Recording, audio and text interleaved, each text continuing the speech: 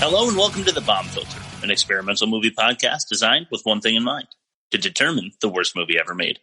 We take bad movies and put them through a series of tests to decide just that. I'm your host, Chris Hockman, joined by my co-host and fellow mad scientist, Rob Scucci. Hey, Rob, how are you and why are we doing this? I am great, Chris, because I think you're going to have fun with this movie today. Ernest, I don't know. Fun may not be the right word. Okay. Well, just to the audience, like I was telling Chris off air before the show started, I am sitting on a dark patio overlooking the beach because it's turtle season and I can't turn a light on, and I'm visiting my in-laws in Florida. And hopefully you don't hear the waves, but if you do, just let them wash over you as we dissect Ernest Goes to School. Yeah, a calming, cooling element might be of use with this one. Better than Jim Varney's voice. I'm going to do my best because there's definitely some impression coming. Yeah. We'll see how it goes. Okay. Let's do bad reviews. All right, sounds good.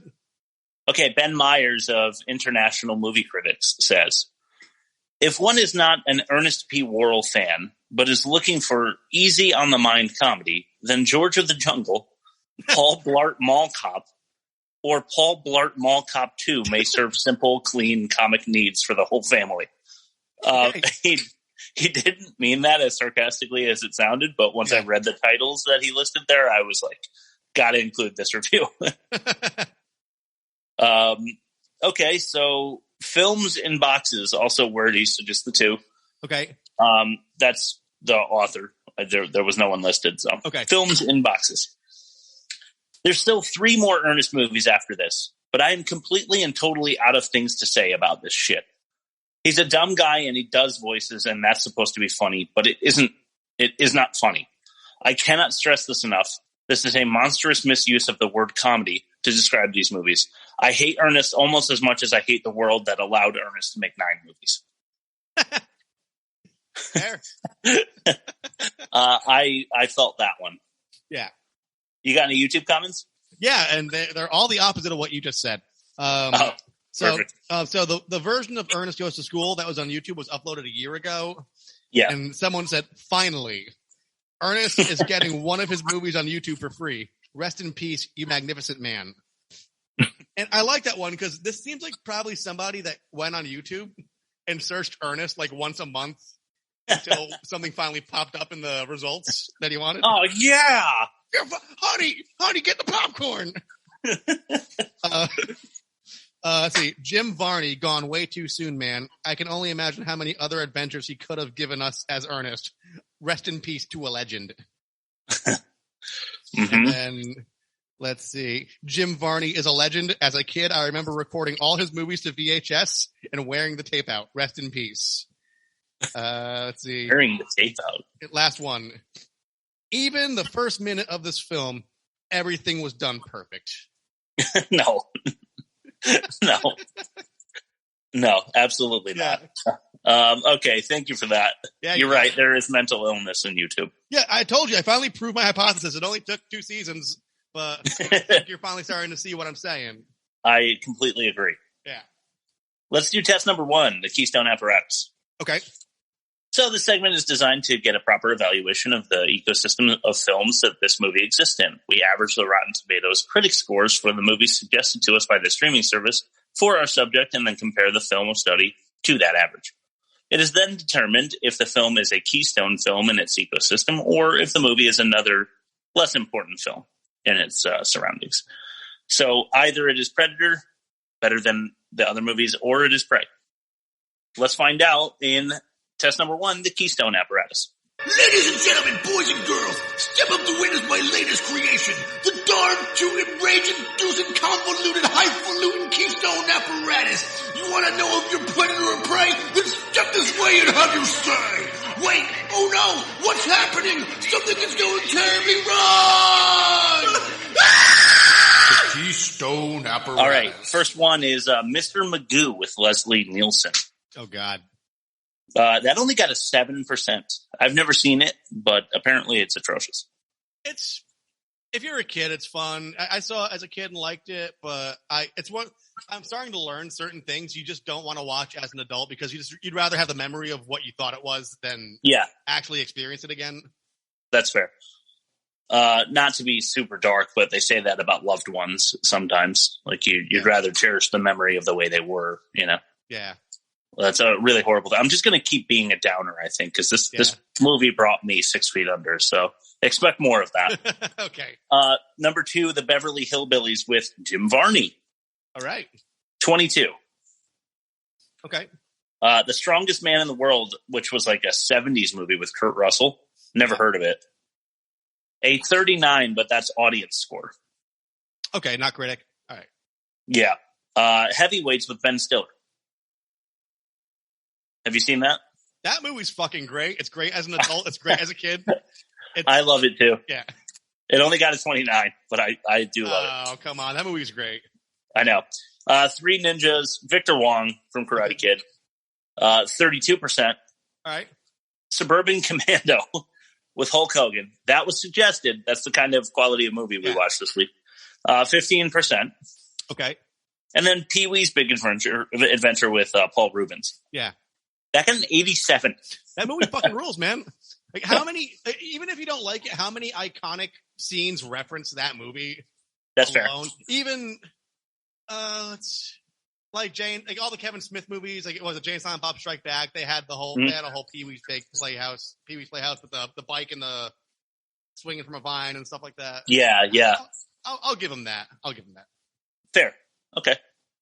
So the average is 33%. Okay. Do you think Ernest Goes to School could do better? I want to say it's like sub 10, but but part of me is saying it probably got like a 25. Okay, so check this out. This episode's a little different because there was no rating. Okay. So what I did was I went through every Rotten Tomatoes Jim Varney Ernest movie. Yeah. Took the scores from those movies. Aggregate? You went aggregate? Yeah, and I averaged that out against the average of other movies, and it was at 20%. Okay. So a negative 13, which seems fair. And it is Prey. How do you feel about that? You know what? I think that's fair. Cool. I've said it before on the show, but I'll say it again for new listeners. I try not to research the movies that we watch. I always try to experience them in their own little world, in their own little bubble, like in a vacuum, just so you know. But I'm baffled as to how these were so wildly popular because they're not good. It's terrible. Even watching Ernest Goes to Africa as a kid, I never even when I was like 9 or 10, I was like, this isn't good, but it's But so here's what happened. Most of these movies had a budget of less than $5 million. That seems right. And box office, they did about $20 million. So they weren't just basically opening weekend could basically get their investment back and make some profit on top of it. And then there would be like a slow burn on VHS sales. So fair. 20 million. That's kind of chump change in the cinema world as far as like revenue. So there are a lot of people out there that want to sit through something that will not offend them and their sensibilities in any way. Yeah, and these movies weren't loss leaders. They weren't tanking because the bar was so low that they were able to just sustain the model. Mm-hmm. Yeah, so, not my kind of movie at all. Just going to continue repeating that. I hate this kind of comedy, and I agree with that guy from Films and Boxes. It is not comedy, in my opinion. But we'll get into that more as we move along. Okay. How about test number 2? Okay. This is the elevator movie plot pitch. All right. And that's an easy way to determine the strength of a movie. We summarize the plot as succinctly as possible. The gold standard plot pitch for the bomb filter now is The Big Lebowski. It's short, clear, and easy to understand. The Big Lebowski can be accurately summarized in as little as 13 seconds. When summarized, bad movies are convoluted, unclear, and lengthy. To help us determine how bad our subject is, we compare its plot pitch to that of our 13-second standard. Mm-hmm. Any seconds past that 13 adds to our score. We also administer a star rating for the quality of the plot itself. So let's get into it, buddy. Test number 2, the elevator movie plot pitch. The elevator movie plot pitch. Stopwatch? Yep. So 3, 2, 1, go. A bumbling loser with a heart of gold. Ernest is serving as handyman in his local high school. Despite the school's undefeated football team and extraordinary science department, the Board of Education is contemplating the closure of this school. Due to the rule of mandatory high school diplomas for all staff members, Ernest must now attend this very school. He is also tasked with impressing the board by leading the marching band to success, coaching a football squad, and serving as a guinea pig for a new advancement in the field of neuroscientific atomic acceleration. Can Ernest prove he's enough? Will any other character get more than 5 minutes of total screen time? Did this movie go straight to video? Oh, yeah. Know what I mean? Time. 45 seconds. Okay. So 13 seconds. That gives us a 33. Yep. What do you want to assign star-wise? I'll give it a 2. Okay. For your sake. I don't want to... Because it was a very thorough and concise... it's not any knock on your plot pitch, because it was a very good plot pitch. But I don't think this movie deserves anything more than a 2. So. No, and it doesn't sound like a fun movie to watch either. Too much going on. Too many cooks in the pot, man. Yeah, I agree. All right. Hey, that's done. Test number 3. Okay. The IDC. Oh, yeah. So the indefensible dialogue counter is a test that gathers horrible lines of dialogue, and we then tally them up. If Rob can't defend them, we tick it off. So good luck to you, Rob. Yeah. Here we go. Test number 3, the indefensible dialogue counter. Something that makes absolutely no sense. Something similarly stupid. Okay, number 1, the football quarterback, right in the beginning. Ernest says something to him, and he says, "When I want your advice, I'll rattle your cage." And then high fives Will Sasso. That was Will Sasso. Okay, I thought it was, but he was like he was fatter back then, so it was. Yeah. Big dude. I'm not going to defend it because once again they remind me of Bulk and Skull from the Power Rangers, just like that. Oh my God! Really floppy comic relief. That's just they laugh at their own jokes, they high five each other, and they're like, yeah, nothing charming, not funny. Yeah. Ernest says back to it, "I was just trying to give you the benefit of my vast years of experience and open my giant storehouse of football savvy. Know what I mean?" See, I'm not going to defend it, but I'm going to tell you why, because he does this a lot. I have a problem because he's supposed to be dim-witted, and yes, he does say, he does string together very coherent phrases that someone of a lower intelligence wouldn't say. I 100% agree with you, and they should leave all of that for when he's supposed to be super intelligent. Yeah. Not dim-witted, as you say. Yeah. So, no defense there? No defense. 2. Okay. Ernest, again, you're going to notice there's a fair amount of Ernest for this movie, since there wasn't a fair amount of anyone else. Fair. He says to Greta, and what was the guy's name was like Bill? Yeah. The other German scientist named Bill. I think that was a joke. Like, one person's got a really German name, and the other one's like, Steve. That's actually kind of funny, but I figured they just couldn't think of a German man's name because they're that bad at writing. Gunther, man. Yeah, Greta and Gunther, perfect. But Ernest says to them, "No problemo, teacher a scientificus." So he used Latin and Spanish to speak to German people. Yeah. I mean, I don't see what the problem is there, but I'm going to tally that off. Ernest, number 4. I didn't even write down the line of dialogue for this. I just wrote, partly because it's going to also come up later. Okay. But the entire Orange Grove, oranges in a cart logic that he had. Oh my God. Yeah, I could have probably separated the rats are eating the oranges, and then you can only find so many oranges. There will be another mention of that dialogue later. Okay. You might be able to guess why. Okay. But are you going to defend it? No. 4. Number 5, one of the teachers to Ernest and Ernest back, okay? All right. Who says, "Ernest, your hat's on fire." And he says, "I thought that was Dr. Seuss." You know what? I'm going to defend that because that actually made me laugh. And okay.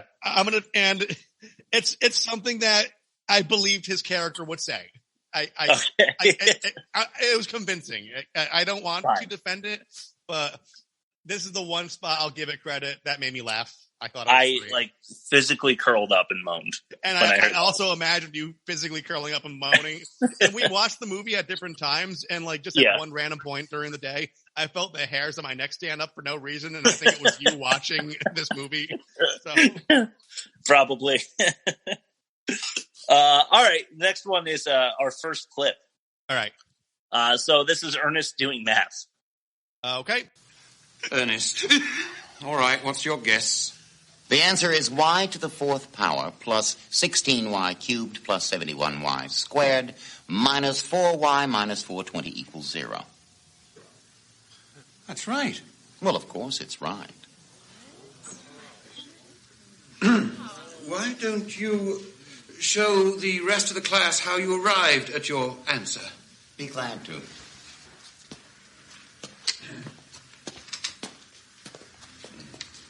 The key thing to remember here, class, is that by increasing the true roots of an equation, we therefore decrease the false roots by an equal amount. And on the contrary, by decreasing the false roots, we increase the true roots by an equal amount. Am I going too fast for those of you who are taking notes? Good. So to continue, increasing the true root 5 by 3, we diminish each of the false roots so that the root previously 4 is now only 1, and the root previously 3 is 0, and the root previously 2 is a true root equal to minus 4y minus 420 equals 0. Now that we've covered the basics, why don't we go on to something a little more stimulating? Okay, so brilliant. Completely convoluted logical math theory there doesn't make any fucking sense. Do you want to defend it? No, but I wish we had more listeners, preferably people that are into mathematics or math majors, so they could email us and actually tell us if that proof was correct. I promise you it isn't. But I'm not even good at math. Yeah. I mean, he gives you an equation for an answer, right? I mean, I believe so, but I don't know, advanced math sometimes looks like that. You've seen Good Will Hunting, right? All right, fair. Okay, moving on. All right. 5 for 6, right? Yeah. Ernest again saying to the band, we don't know an eighth note from flat poop. Yeah, as somebody who was, I didn't graduate as a music major, but I studied music pretty intensely around that. During a period of my life. Yeah. And he could have said an eighth note from a dotted quarter or an eighth note from another musical term. something that would make an analogy actually be an analogy. Yeah, right. Because fly poops they don't make sound. That's true. Yeah. and on a sheet of paper, it would have to be an enormous fly to leave a poop, anything like an eighth note. Exactly. So it doesn't make sense either way. So 6 for 7? Yeah. All right. Number 8, this is Ernest again. Okay. I just wanted to throw this in here because he says defenders of the status quo, which was fine in its own, but I had to mention because Poison Ivy said the exact same thing. Batman and Robin in season 1. Just because they both had the same thought in their brains at a given point takes away any merit. I also think that it shines a light on the fact that both are bad writers. They both had that thought in their head, that sounds intelligent. Yeah. So 7 for 8. Yep. Okay. Number 9, and oh my God, I should have practiced this one. I'm sorry, but I'm going to give it my best. Okay. Sounds good. This is intelligent Ernest becoming stupid Ernest in the middle of his report on history. Oh, okay. The man, William Henry, United States Senator, who Congressman, that he quack,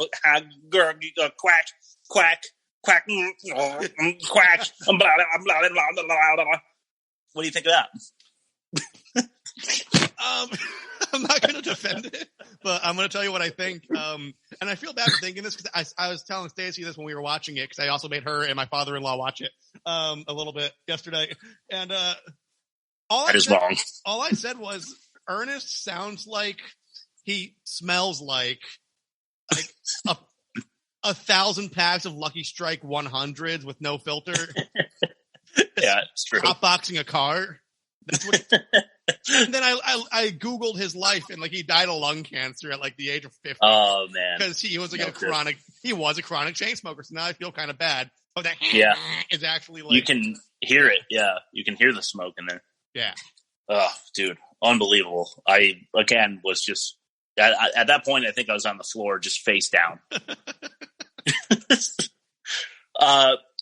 Clip number 2 is our number 10 IDC. And this one has to do with Ernest having to say goodbye to his tools, I guess. I don't really know. Let it play. Locker. Goodbye, my little monkey wrench. You coping saws seem to be taking this very well.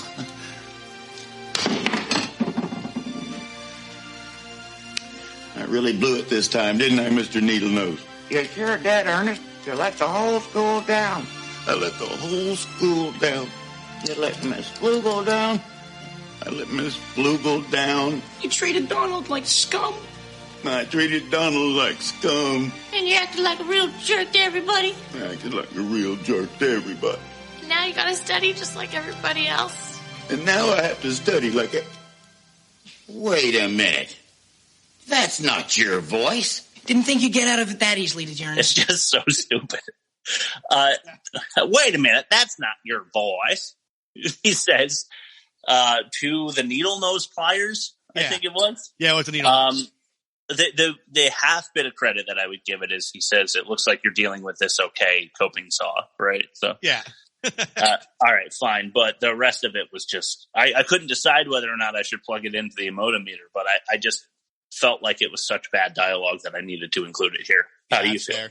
I'm not going to count it, but the problem with these movies is he's supposed to be like a dimwit, but they make him a dimwit in too many different ways, and they don't stick with any particular one. Yeah, that's fair. So now he's like talking to his tools, like Cartman's talking to Polly Prissy Pants. And right. And then the next thing you know, he's kind of smart, but he falls down a lot. Or he superpowers a vacuum like Tim Taylor from Home Improvement, and the vacuum goes haywire. Yes, it's not consistent. It's incoherent. I agree. Yeah. Okay, so that is 9 for 10. Number 11. All right. This is a group of all 30 Naughtamines. Okay. I just found them all to be annoying in every application, so I thought that they warranted a tick on their own.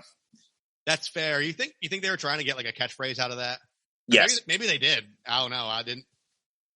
Yeah, I don't know. I feel like it should have probably been around since before then, right? Yeah. Okay, so that'll be 10 for 11. Number 12 is Gerda, not Ernest. How about that? Someone else. Nice. I forgot that anyone else had lines in this movie. That's true. She's trying to hype up the football team, right? Yeah. She's like, "You're a Wolverine. You're a rhinoceros. You're a fuzzy little mouse, but you're really mean." I got the joke they were trying to make, but I didn't like the joke. I didn't like it either at all. Yeah. 11 for 12. Okay, it's a couple more I threw in there just because this deserves more hate, even though it's only an hour and 29 minutes, right? Yeah. Okay, 13. Ernest saying to the guy who's trying to shut the school down. Mm-hmm. The guy's like, "Are you Ernest Worrell or whatever?" And he's like, "Boy, are you in luck. You're just in time for a personal demonstration of Supremo Vac, the world's most powerful vacuum cleaner." Yeah. Okay. Because he didn't really introduce himself or give a proper salutation, I guess. You're supposed to think that it's amazing that he changes the quality of his voice there or something. Yeah. But I think I did a half decent job, and I'm not a paid actor. Yeah. So 12 for 13, and my final one before I ask you for any mentions. Okay. This is Ernest talking to the wrestling coach, number 14. Okay. With my extensive background in WWF, and since I've seen every single WrestleMania since the Hulkster was defeated by the Ultimate Warrior, I hardly think it would be fair to the other youngsters. No, because he's just being a compulsive fucking liar. That's all he does. Did he say he was like they call me old Jimmy Two Steps or whatever when I was crazy legs or something. Yeah, it was crazy. I was close, but something like that. And then like he just gets his ass fucking handed to him. Like he's all right. Can we use that too? Can that be 15? Yeah, that mention of crazy legs. Yeah, he just makes shit up. He just makes shit up, dude. You sound more pissed off than me. Because this was my idea, and I'm starting to realize it backfired. So that'll be 14 for 15 then. Yeah. All right, 14 is a good score, right? Especially for an hour and a half. Yeah. And it's funny. Like, I know you hate this movie because you knew exactly how many minutes the movie was. You're like an hour and 29 minutes. I strapped myself in for an hour and 29 minutes. Yeah. And, the worst part is that when I'm taking notes, I have to pause it and like rewind a lot. So there's probably more like 2.5 hours of watching this movie. Yeah. And then I have to condense my notes and then I gather the times for the clips. So I actually end up watching the movie like almost 3 times in total over the week. So yeah. And like I was crunched for time because I was traveling and shit. So I started watching it when I really got sucked down that Ernest hole like a couple weeks ago. And so like I was just kind of playing all his movies around the house without really watching them, but kind of stopping and just like staring in horror every once in a while. Yes. And, so I finally watched it, and then like I brought it. I watched it. We had some downtime yesterday because my daughter's birthday was today, and so I was just, we were like making some food, and I threw it on the TV at my in-laws' house. I got 20 minutes into it, and then like I was laying in bed last night with my phone and my earbuds, and I had my phone like 2 inches from my face, and I was watching it. It was just I basically exposed myself to this movie several times over the last 2 weeks to just absorb it, and it's not good for your health. No, it's not good. Couple quick comments. One, again, happy birthday to your daughter, Billy. Thank you. And 2, nobody wants to get sucked down an Ernest hole. No. It's like a Supremo vac. Yeah. It just you have to eat the motor, and that's how you get out of it, I guess. Yeah, exactly. All right, man. Let's move on to test number 4, the emotometer overspill. Yeah. Okay, so for this test, we will use another piece of custom equipment we refer to as the emotometer. The emotometer can be fine-tuned to the emotional output of the actor in question. When activated, the meter measures the peak of emotion displayed by the actor in the given scene and compares it to the range of genuine human emotion a person would actually display. So 10 cages is the maximum. Cages referring, of course, to our friend, Nicolas Cage. Any more than 10, and we record the result. Let's get into it. Test number 4, the emotometer overspill. You blow a fuse, the time will cut loose. The emotometer overspill, where screaming is king. I'm falling in love. All right, number 1. Okay, so a couple of these don't have dialogue because they just don't have dialogue in the movie. So, okay. But I want to explain them anyway because obvious overacting. Yeah. Another reason that I really, really hated this movie. Yep. Number 1, Ernest battling the water. Oh, the opening scene in the locker room. Yep. Got a 28. You know what I hated most about that was the fast forward of him like wrapping the tape around the pipes. Yeah. I will get into it when we hit the bad effects, side effects test later. Yeah. Where we talk about practical effects and things like that. But fast forward effects, as I've stated in previous pods, really bother me. Yeah. It is so cheap. I guess that's a way to keep your budget at $5 million. But dude, I hate it so much. Yeah. So I agree. Number 2 is actually our 3rd clip. Okay. We go to Donald now for the morning announcements. Oh, great. All right, here we go. Good morning, Chickasaw Falls. Fellow Muskrats, the question of the day is, who put the snake in Karen Turpin's locker, and where is that snake now? Oh my God, it's huge! Can Rodney escape the hideous clutches of the reptile? Stay tuned for the exciting conclusion of Rodney, King of the Jungle. Chickasaw Falls. Okay, I hate this character as well, but luckily we don't get much of him. So, That spit out a 23. How do you feel about that? That's fair. Okay, number 3, Ernest and the Vacuum. Yeah. So you mentioned this already, and it's got this scene comes up again later in our tests. But he did have to eat the motor to turn it off. He was acting like it was stronger than him, you know? Yeah. Spit out a 25. So, I mean, these scores are, if we were to average, if this was one of the tests where we add up the scores and average it. Yeah. Holy shit. This would be the winner by far. Could you imagine if Ernest beat Turl with like a monkey wrench and a piece of Bazooka Joe? Well, we don't know what's going to happen, but it could. That's something like that might happen. We don't know. He's obviously a strong contender for Turl, but Turl has been wiping the floor with everybody pretty much. That is true. So I don't know if he's going to be able to take Turl on, but if anybody can. Yes. Number 4, this one does have some dialogue. It's Ernest again, go figure. Yeah. Oh, no, not that. Anything but school. As he stares at the camera, right into the camera, and makes like one of his ugly Ernest faces. Yeah. Another 25. That's fair, and I also hate it. You're not supposed to the art of acting, and I'm not saying I'm not like a film buff. I'm not like an auteur, if you will. Yeah, right. The art of acting is the whole idea of pretending like you're not being watched. Yeah, exactly. Yeah. So addressing the camera immediately like that is a no-no.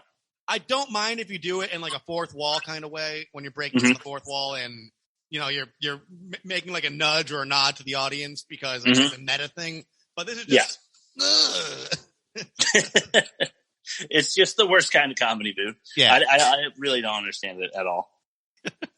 Number 5, Coach Carson was the wrestling guy, not the original. Yeah. But the guy who doesn't say anything as he's wrestling, as he's wrestling Ernest, he comes in and he's like, he's just like grabbing the turnbuckles and the ropes and stuff. Yeah. Another 25. Okay. Another way too strong performance. Right. Number 6 is Greta. All right. She says, remember, Ernest, give yourself plenty of time to fuel up before class. Completely loses her accent at the end. If she didn't overdo it so much as she lost the accent, which really bothered me. Yeah. I thought it was an okay accent. She was doing fine, but there were times where it completely fell off. I think it was probably bad editing. They probably did a bunch of takes, and then the two things that went together, one lost the accent. Like the two angles that went together, one lost the accent. Yeah, right. With it. Okay, well that was just a 21, which is still a good score, but yeah. Number 7 is Donald, the kid again. Okay. Also over the loudspeaker, just during the middle of the day, he says, "Got the big one this weekend. Got a chance to win the whole enchilada." Came back at 22. Yeah. Simple as that, right? Yeah. All right. Number 8. I have 2 more. Okay. Just wanted to mention the entire locker room in halftime. Yeah. When they all get knocked out, or just before, when they're all like screaming things that it doesn't. Okay. If you isolate any one person's dialogue, it's just baffling, and they're all slapping their helmets against the locker because that's the only direction that they got from the director. Do you think like when you're like an extra in like a cafe scene in a movie, when like make it look like you're having a conversation, there's like hamburger, cheese, skateboard, calligraphy. They're just moving their lips to like make it look like they're talking. They're like Sims. Do you think if we got that tape of like the individual people in this movie, they were just like screaming like "Fatty Arbuckle, Fatty Arbuckle"? Yeah, I bet you it would be something like that. It's always interesting to watch extras in the background. Like, you're not really supposed to. It's kind of like the second hand is taking your watch out of your back pocket. Yeah. You're watching the first hand, but watching extras is always awkward. Yeah. Clip number 4 is our last clip of the day. Okay. And it is a contender. He will not be headed into the full-on SG championship, but had to be mentioned, the announcer at the football game. Okay. It's the old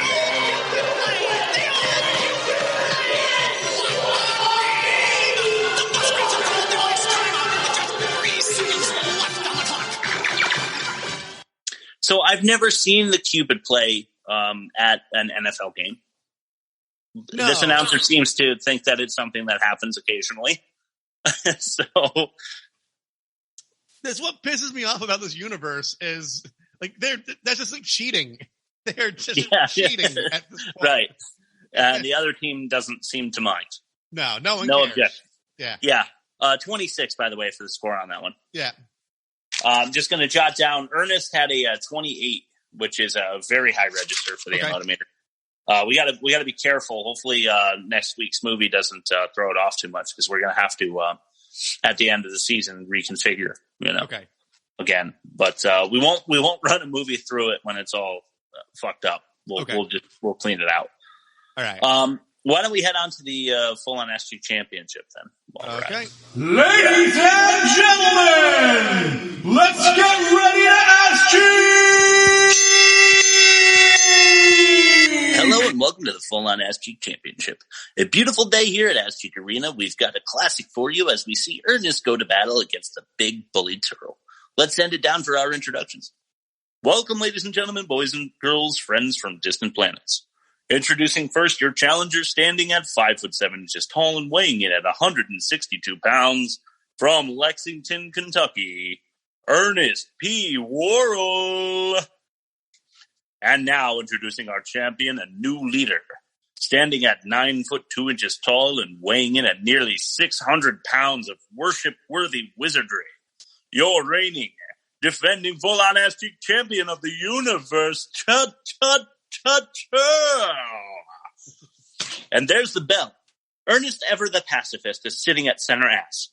And that is not a good idea. Turl having a laugh at his smaller opponent, very Shakespearean one at that.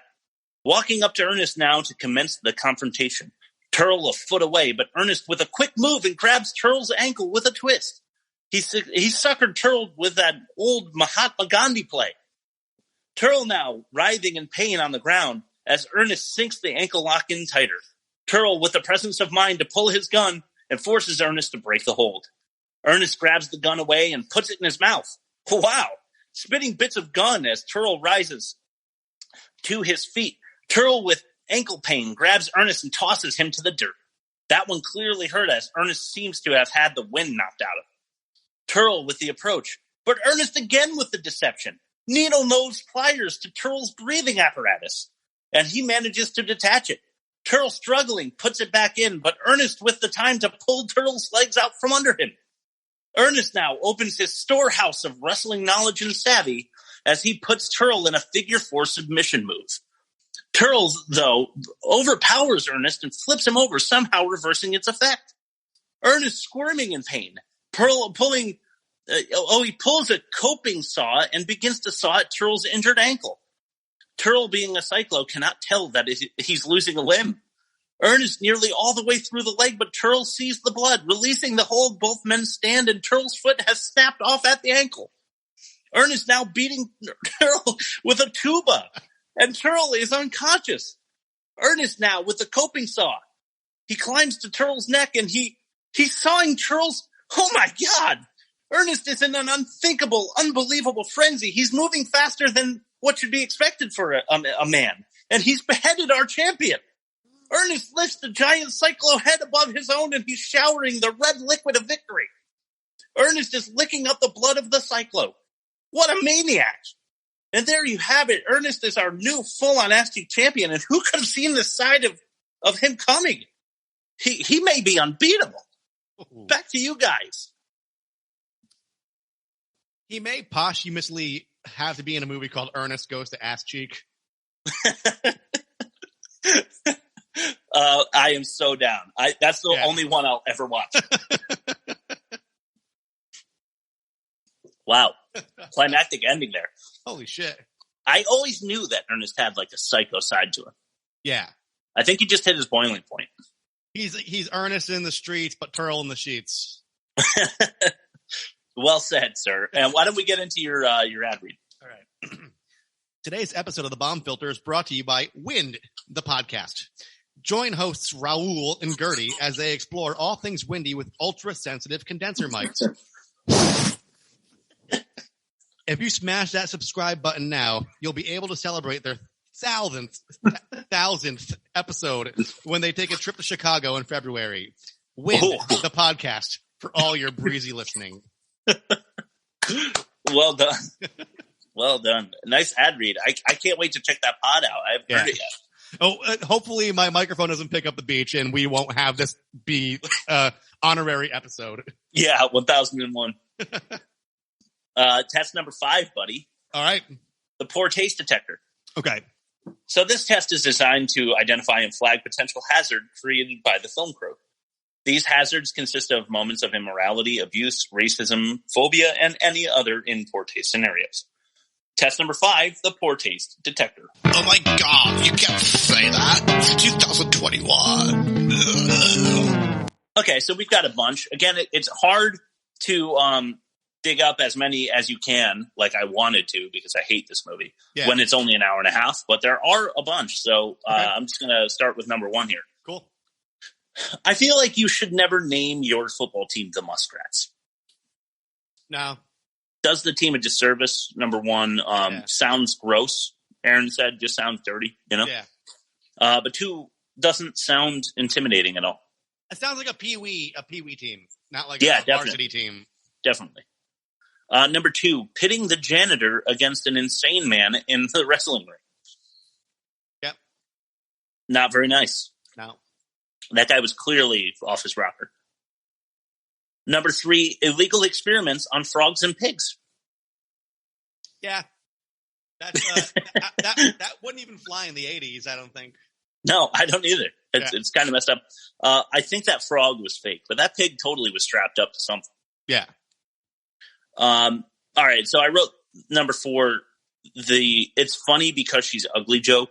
Like, as soon as Miss Flugel or whatever her name was came in, like Ernest fell in love, which is supposed to be funny because she's overweight and not very attractive. Yeah.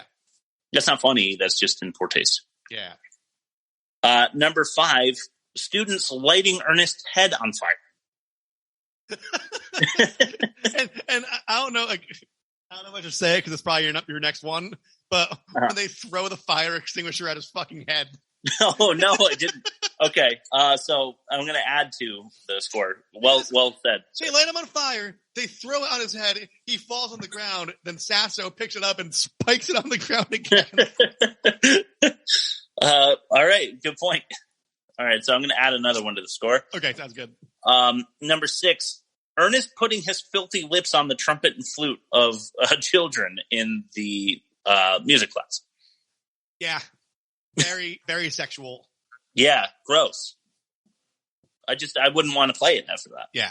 You know, when you're at the bar and somebody you don't really know that well, like, grabs your drink and they just take a sip of it and you're like, what the fuck, man? Like, I don't want to drink that now.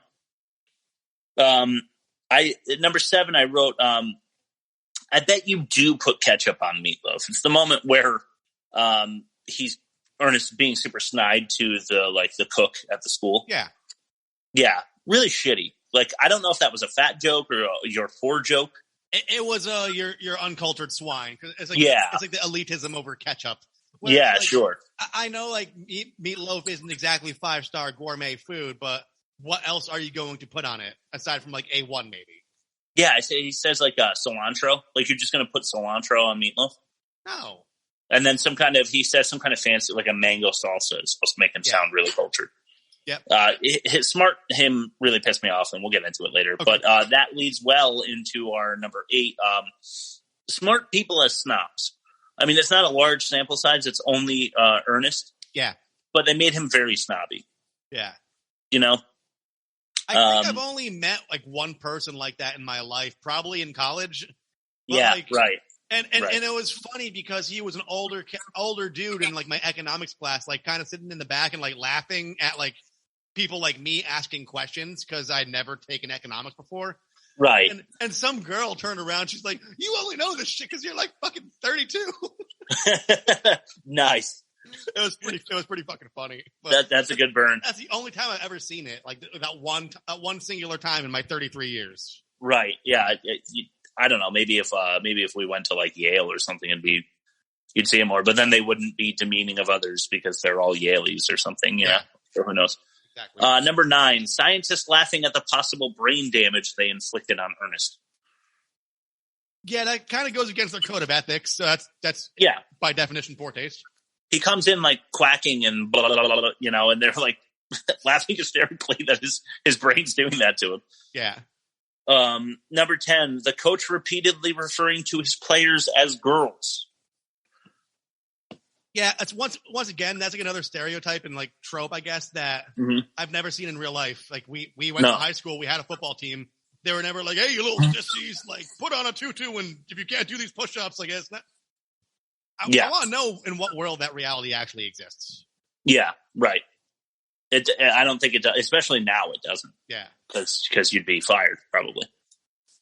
Also, the coach throwing the game. That's just super shitty. Yeah.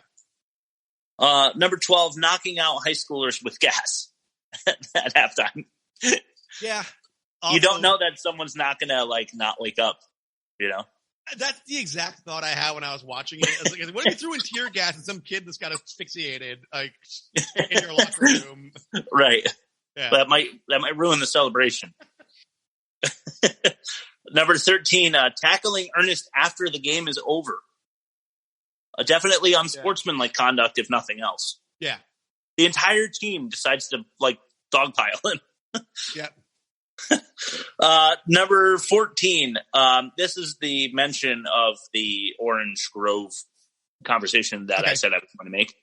Definitely in poor taste when he mentions overzealous migrant workers picking unripe oranges. That struck a nerve. Yeah. Do you have anything else you want to mention? I added the extra. We have 15 so far. No, because the whole movie is just rife with little instances, and I think you got the master list. You got the skeleton key right there. I think we're okay. Okay, cool. So we'll move on to test number 6 then. Okay. Accounting for entropy. So bad movies rely too heavily on films of the past. Yeah. When recycling an idea, a director or writer is committing to a trope. Almost every movie has one or two, but bad movies have many. We count them up, and that helps us to evaluate the film. Test number 6, accounting for entropy. Obvious tropes. Brought to you by, he's right behind me, isn't he? We're gonna need a bigger boat, and well, fuck me sideways and call me Senator Blimpy.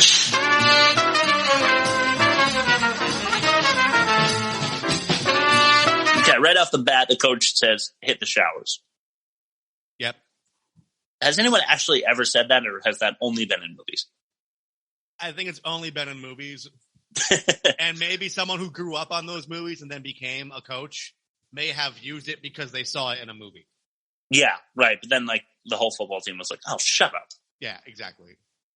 Number 2, the box in the box in a box, trying to get at the vacuum cleaner's engine. Yep. He keeps thinking he's at the root, but he has to go another level deeper to get to it. Number 3, the glue device as a joke. Yeah. So he sticks to everything after he squirts the professor with the glue. And it looks so much like cum. Yeah, it does. It really does. Speaking of which, that's the casting couch trope. Yeah, right. That's what we'll call it, I guess. Yeah. Number 4, so he picks up the bunch of roses with his mouth during the dance. There's always, in these like romantic dance scenes, there's always a some take on the rose in the mouth. Yeah. To be funny, and it's never funny. Yeah, and this one it was still attached to its roots and had like the little growing sac. Yeah, exactly. Yeah. Mm-hmm. Number 5, the hidden passage in the locker. Of course, just that it's Ernest's locker. Yeah. Right. So it's just coincidentally his locker. Yep. Number 6, the immediate download of information you mentioned last week was in Clockwork Orange. Yep. Yeah. Yep. And Blanca and the Plinko language device. Yep. It happens so much, man. That's an all-star. That one's used all the time. Yeah, it seriously is. We need a shorthand for that because I don't want to have to say the immediate download of information every time. The Clockwork Orange. I mean, that's where it came from. So the Clockwork trope. Yeah. Okay, so we have that in 0 Hour and Stormtroopers. That's kind of cool. We've got our own little bit of lingo going. We got lingo going, yeah. Yeah. We're sophisticated. Oh, yeah. Number 7, the teacher won't call on Ernest. He's the only one raising his hand. Yeah, it seems that's just shitty. Just call on him if he's wrong, make him feel bad, and then call on somebody else. Yeah, right. Maybe that should have been in poor taste too, but it's just not something a teacher would do. Yeah. You know what I mean? So number 8, I wrote the receding brilliance. Yeah. So I put Nutty Professor here. Yep. As well, but I also thought of Phenomenon with our boy John Travolta. Yeah, and there's also that movie Senseless with, I think it was the Wayans brothers. Oh, okay, I haven't where seen it. He gets super intelligent, but it goes out of whack because the formula gets messed up. So like he only gets super vision or super hearing or super speed, but he only gets one at a time. So it fucks his game up because he's trying to like hook up with a chick or whatever. Yeah, right. Is it good? It sounds like it might be good. It's good. I want to say it was like Wayans Brothers and David Spade. It was one of those, like, it was funny when you were a kid, but yeah, I remember it being funny, but I won't watch it again. I'm not a David Spade fan, so it depends on what he's doing. I'm gonna pass. Yeah. Number 9, the montage of Ernest doing it right. He's doing it the right way. He's not going to use the subatomic brain stimulator anymore. He's going to learn the right way. He's going to do it all himself. I have an inconsistency about that when we get there. Ooh, okay, cool. Yeah. Feel free to interrupt whenever you feel it necessary. Cool. Number 10, refusing the help from Greta. So this is along the same lines, but it is very tropey to be like, I could, but I won't. Yeah. It's just the character building thing. Yeah. Not the montage, but the singular moment. Yeah. Explaining the plan off screen is number 11. I really hate when they do this. So they can't think of a way to write the actual plan, and they want to save it as a surprise for you, I guess. Yeah. Is how they justify it. Uh-huh. But instead of explaining the plan in words, like I have to for test number 2, they are lazy, and then immediately as the girl football player, the girl that the kid in the beginning is in love with or whatever, is explaining the plan, they fade off to the next scene because they don't want to have to write that dialogue for her, which sucks for her character too, I might add. For the actual actress who doesn't get that line that she should get. Yep. Okay. Do you have any honorable mentions? Because that was actually my last one. No. Okay. Just for the tropes. Actually, yeah. Time out. Yeah, I'm sorry. Okay. Brain fart. Yeah. No worries. Back to School. Yeah. Rodney Dangerfield was in a movie called Back to School in like 1986 or 88, where he was a successful business owner who had a son. He wanted to go to college, but the son's like, "You never went to college." And he's like, "Oh, I get no respect, so I'm gonna go to school and prove it to you." Yeah. So there's that. And then this is also a year before Billy Madison, in which he goes back to school. Mm-hmm. So, good. I was actually just thinking, the movie that we were going to do for next week, that we'll tease, we're not doing for next week, actually correlates really well with that, because the opening song in the movie that we were going to watch is, "We're going to go back to school again." Yeah. But since it's October, we're going to do something spooky, and we'll get into that later. We'll talk about it later. Sounds good. Cool. So that is 12 then for tropes. Yep. With your addition. And good on you, buddy. So test number 7 then. Yep. Bad effects, side effects. So this is a simple test idea with a complex but accurate structure. We grade the movie's computer graphics and practical effects on our custom scale.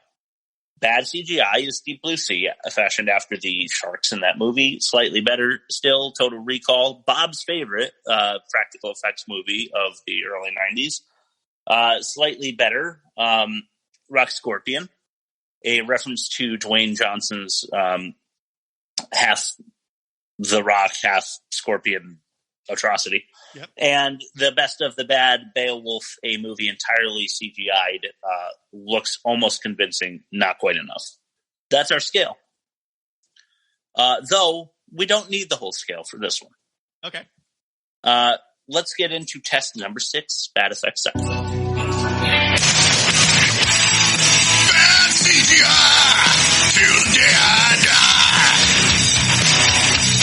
Okay, Rob. Here we go. I wrote I wrote fast forward dynamics. A couple stuck out to me specifically, and you mentioned this particular one already. The fast forward dynamics for the tape around the pipe in the beginning. Yes. Looked very stupid. I wrote deep blue. Okay. Even earlier in the movie when Ernest is completely flattened out by the football team, it is very clearly just Ernest's head coming out of like a plank of wood where they stapled clothes.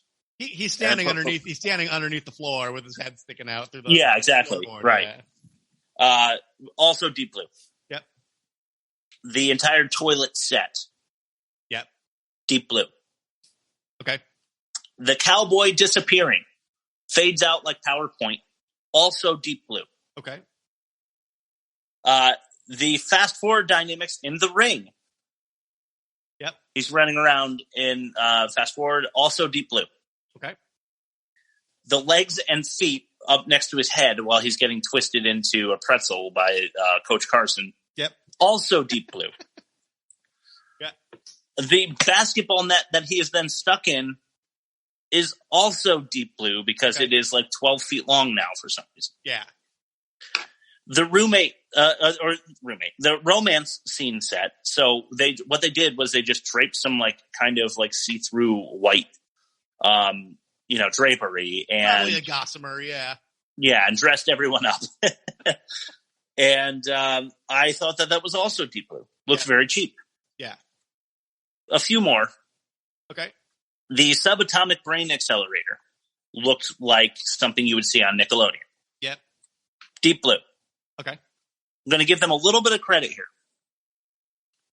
All the fireworks explosions looked cheap, but there was actual fire, so I gave them a recall. Okay. And then finally, I'm just throwing in 3 more for the rest of the fast forward dynamics that I'm not specifically naming, but really pissed me off. Okay. You want to mention anything? When he was, I don't know if that counts as an effect, but when the banner behind him, when he was doing the marching band, pulled him up and he was like hanging from his neck. Oh yeah, he was dangling. It was just. It was. I don't know if that counts as a special effect though. That was just like maybe. But I'd give that a deep blue because blue. Okay. It just annoyed me. Yeah, I was. I think this was the worst movie I've seen in our 2 seasons for practical effects and graphics. As a result, I won't give you the number now because it's been skewed even lower. But after adding up all of the deep blues, which are a 1 on our scale, and the 1 recall that we had, my result was a 1.4. Okay. And so let's call it a 1.3 now with the addition of another blue. Sure. So the result is actually deep blue, which is the first of the season. I think pretty much every movie has been recalled so far. Yeah. Okay. Good. Well, we know then that Ernest Goes to School will actually take a swipe back at Battlefield Earth later. Yeah. Okay. How do you feel about moving on to our logical inconsistency section? Oh, I feel so great about this. Okay. This is, let's see, a full 2 pages. Holy shit. Okay. Let's get into it. So I've been kind of moving along at a quick pace so that I can rant a little bit here. All right. Don't mind. Yeah. Starting with, I fucking hate marching music, and I fucking hate the Mighty Mighty Muskrats song. Yeah. That has nothing to do with anything illogical, other than calling it the Mighty Mighty Muskrats for the sake of comedy that doesn't hit at all. Yeah. Stuck in my head the last couple of days. How about you? No. Oh, you I just finally shook off One Night in Bangkok, so. Oh, no.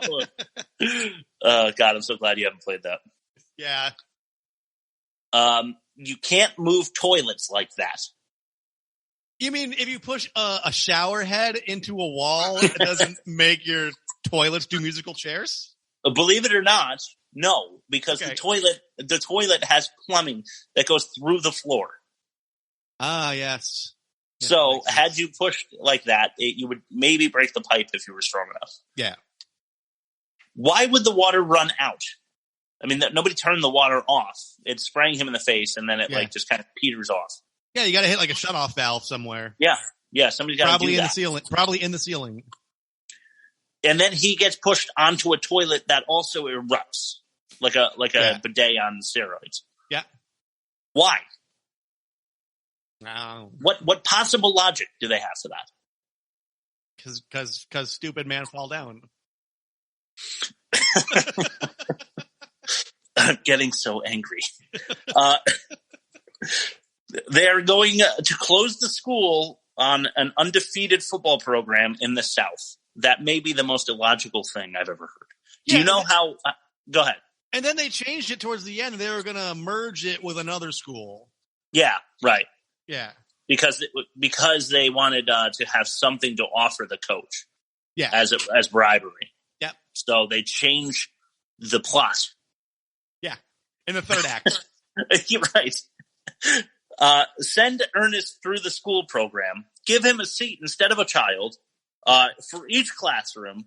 Push him through an illegal attendance for a person of 45 years, I imagine, about. Yeah. Right? Uh-huh. Or just fire him.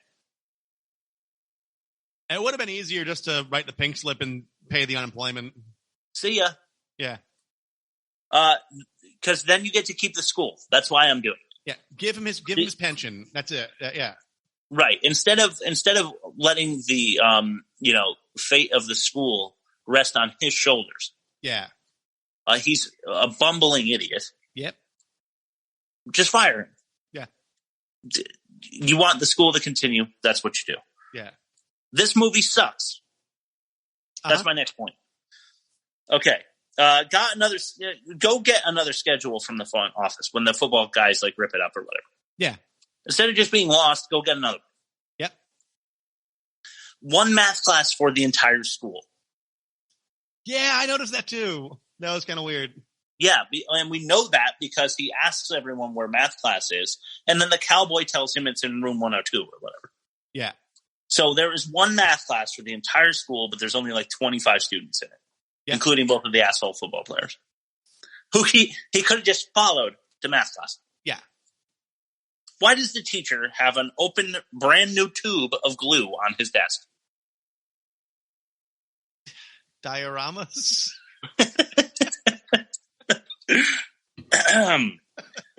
Okay, and that is also a good example of the kind of fart joke that I hate. He sits down on the glue tube and it makes a fart sound. Yeah. I don't want to know the kind of person that's laughing at that. Yeah. Why is the board member at the school taking notes? I thought that was just a class observation deal, when the principal sits in on your class and I guess so. Some shit, but if you're going to do that, have him just one line. You could do it in one line. Explain that to the principal. Yeah, I'm observing the class. Yeah.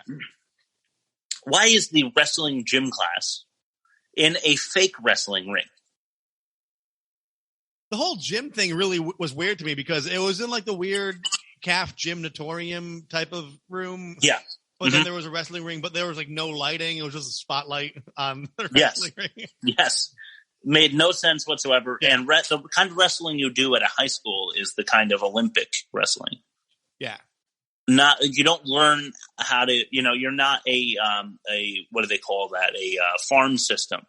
Yeah. For WWE or AEW or whatever. No, there's just mats on the ground and you wear headgear and stuff. Yeah, exactly. Yeah. It's completely different. Mowgli the pig doesn't get the correct answer. You wouldn't expect a pig to get the right answer. Yeah. But he does understand sign language and English. Yep. Why is the science department 2 Germans conducting clearly illegal experiments on innocent animals? And students. Good point. Where in the floor plan is this secret science lab that leads to Ernest's locker? Yeah, and also, it wasn't in his locker in the first scene when he went to his locker. Oh, shit. That makes it even worse. He gets pulled into his locker later, and it's there suddenly. And Good point. And another operating principle here is that all of his teachers must let him leave class early. Yeah. To get there and do the thing to go to the next class. Yep. Smart Ernest is dumb. Yeah. We heard in the clips. He doesn't say anything that says to me that he knows anything I don't know. Yeah. Maybe that's, a little, maybe I should not say that because I'm patting myself on the shoulder. But honestly, he really doesn't say anything that makes him sound intelligent to me. He basically just has, it sounds like he read a thesaurus and he's speaking just regular everyday stuff, but with a slightly better vocabulary. Yeah, right. Exactly. He's just more verbose. Yeah. He says, you have to, play with American pride, basically, to the band. Have you ever seen a proper, music teacher in your wealth, in your vast storehouse of musical savvy? Uh-huh. Have you ever seen a teacher explain the kind of gumption you should have, and then watch the entire class become musical prodigies at the drop of the hat? No, I've seen the first thing you said happen, and then they don't get better, and then the string bass gets knocked over by the kid that's running late when he comes into the classroom and the neck breaks off, and then she screams, I want everybody out. Oh, okay. So not the same thing. No. Okay. So this is another Poison Ivy reference, but Ernest is doing the same kind of Louisiana aristocrat, like half British sounding accent, but it also dips into like Alabama backwoods. Yep.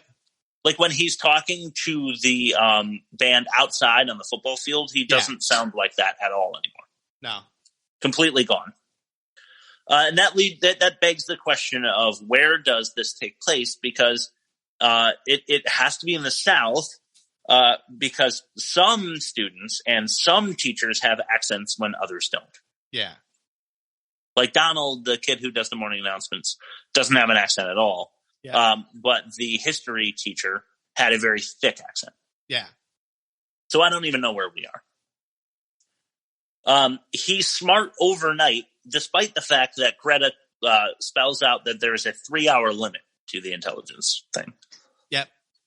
Just that is like immediately hypocritical. Yep.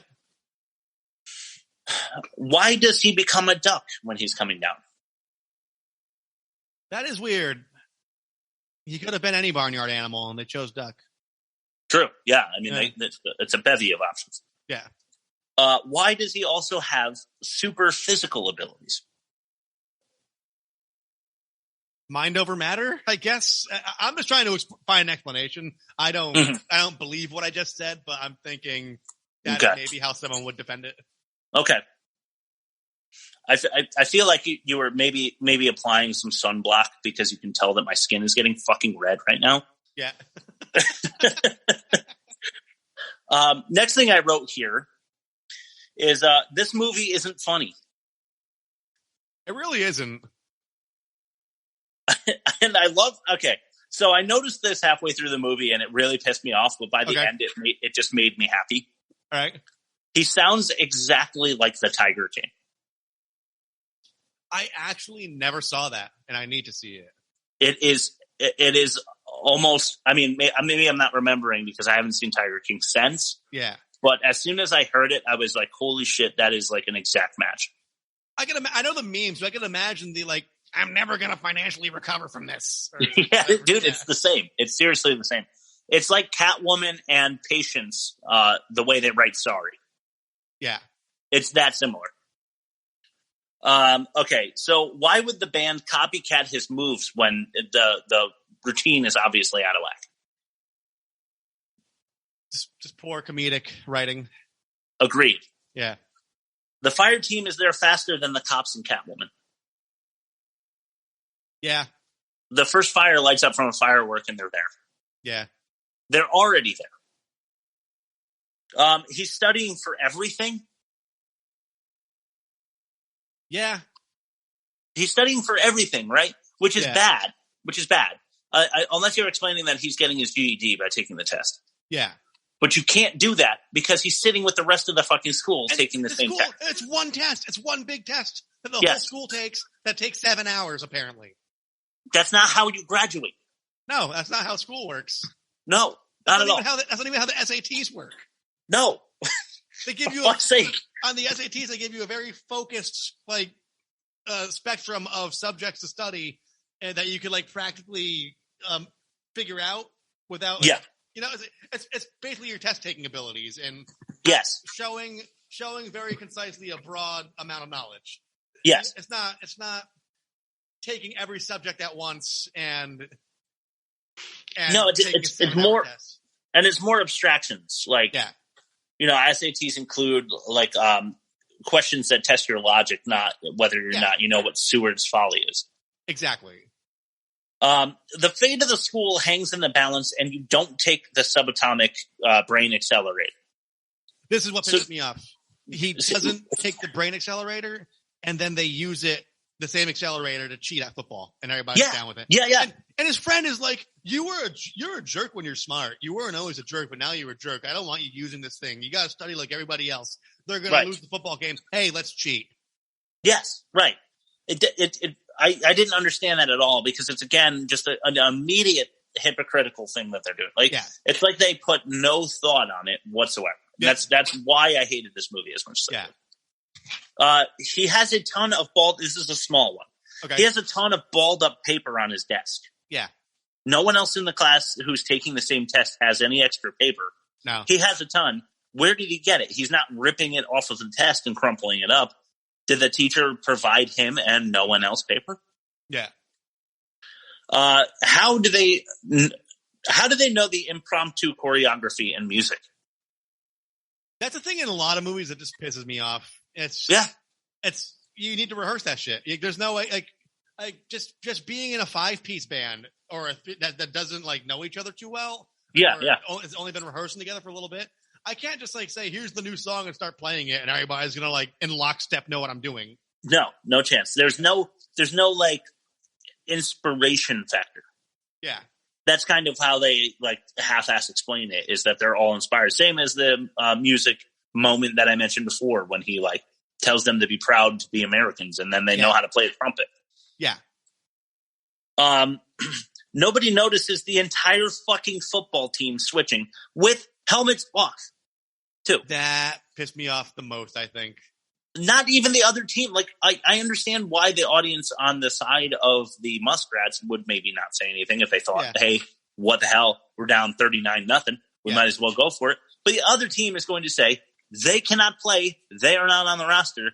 That is not going to happen. Wouldn't that just be illegal? An illegal move? Because you need to try out or audition or get on you have to submit the roster to the officials for the game. Got it. Okay. They have to know every player that's going to be in the game because they don't want, say, a 45-year-old man to go on who might have some certain advantages because he can run and fucking fast forward and throw a ball to himself 60 yards down the field and make circles around football players as he's doing it just for funsies. Yeah. He's playing with no uniform. Yeah. He's wearing his denim vest, his Canadian tuxedo. He uses a drum. Yeah. Which is slower than just running at full speed. Yeah. If he just ran and fast forward as he does 17 times in the fucking movie, he would have been in the end zone way faster than that. Then he wouldn't have to do the terrible CGI. I'm knocking another one. Another bad CGI. Fuck this. Blue. Deep extra blue. Extra blue. Extra blue. But they're trying to tackle him, and then he jumps up off of the drum, and he suspends in the air. Yep. Obviously. Just he's like, ugh. Fuck! Yeah. All right. The Iron Men stopped trying. Yep. That's the other football team. Yeah. They just stopped trying. They wouldn't.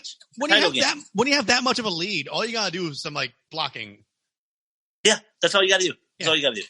You don't hand the fucking football over to a girl you say, that girl's not supposed to be on the fucking field. Yeah. That's what you say. Before she puts the Cupid play into effect. You say she's not supposed to be on the motherfucking football field. Yeah. Game over.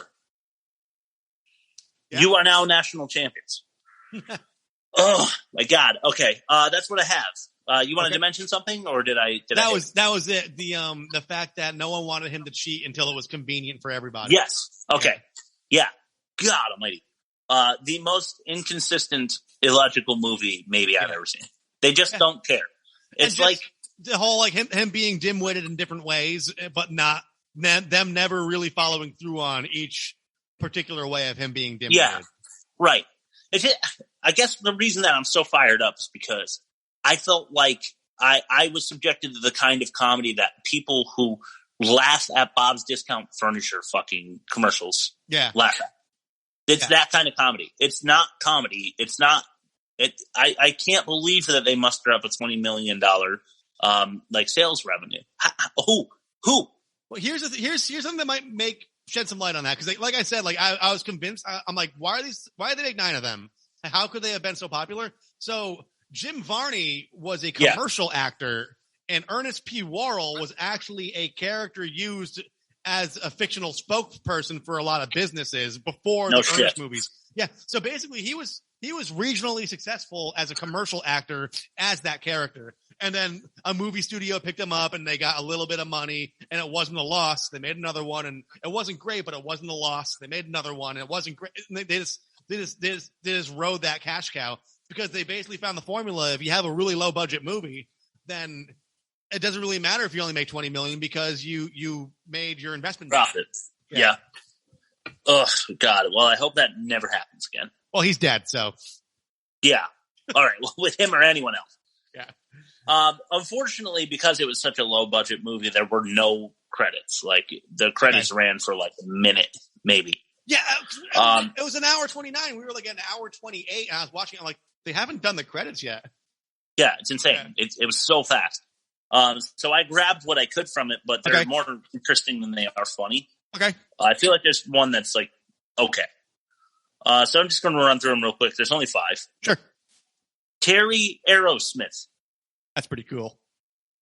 William Samples. Okay. Jeff Pentecost. All right.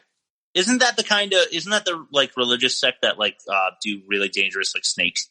It's like Pentecostal or something. Ritual? Yeah. I believe so. Jeff Butterworth. That's just unfortunate. Dude makes banging pancakes. I have no doubt. Does. And finally, this is the one that I actually giggled at a little bit. French Tickner. Okay. French Tickner. It should be French Tickler, right? Yeah. Okay, that's all I have. I have all the scores, so we'll compare the movies. Keystone, Battlefield Earth, I'm sure the audience knows by now, a -40, and Prey. Okay. Ernest Goes to School, -13, also Prey. So 1 in favor of Battlefield Earth. Sure. By the way, remember I was saying last episode, when we do the round robin tournament, we're going to be talking about what movies like maybe will defeat the higher seed in like a surprise. Yeah. This one will do that, probably, and it will not be a surprise. Yeah. Plot pitch, 81 seconds for Battlefield Earth with a 2-star, 33 for Ernest Goes to School, also a 2-star. So, I mean, obviously Battlefield Earth. Yeah. 25 lines of bad dialogue for Battlefield Earth, only 14 for Ernest. Okay. Ernest, though, takes it with 28 on the emotometer, over 27 from Turtle. Okay. They tie. Oh, interesting. They tie at 15 for the poor taste detector. Okay. So that's a wash. Tropes. Oh, man. Battlefield Earth has 22 tropes. All right. Ernest only managed 12. Okay. So that's one more in favor of Battlefield Earth. But Ernest Goes to School got an extra blue. Okay. Which is much worse than a recall. So not bad, actually. 4-2. Okay. In favor of Battlefield Earth. And for an hour and a half, that's pretty strong. I mean, if that was a 3-hour movie or something, might have taken our champ out. Yeah. So we have a new champion in the full-on Ask Cheek Arena. Yeah, we do. His name is Ernest P. Worrell, and we'll be seeing him go up against the competitor that we pull from. It's 13 Ghosts, right? Yeah, it is spooky season, so we want to join the trends. let's hop on it with HBO has 13 Ghosts. Okay. So if you have HBO, check it out. If not, pay for that shit because you want to listen to this podcast. Yeah. Fuck yeah. You want to plug our stuff, buddy? Yes. So we are the Bomb Filter Podcast. You can hear us on Anchor FM, Spotify, Google Play, Pocket Cast, all the other podcast apps that you can plug an RSS feed into. Also, you can email us at bombfilterpod@gmail.com, and we're the Bomb Filter Podcast on Instagram. And you want to talk about the social media real quick? Yeah, I've been pushing it. Instagram doesn't like my methodology because I am apparently robotic in my way of doing things. Okay. And also, I haven't had any good Bitcoin stories lately, which bumps me out. Okay. But yeah, I'm pushing it. I'm pushing it hard. Also, if you want to join my Facebook group I just made, I know not everyone is using Facebook, especially because just today Facebook had like a major meltdown. Yeah. Yeah, if you want to join it, it's called 2 Thumbs Down. Bad Movie Shit Talk. We just talk about bad movies. You're welcome to join us.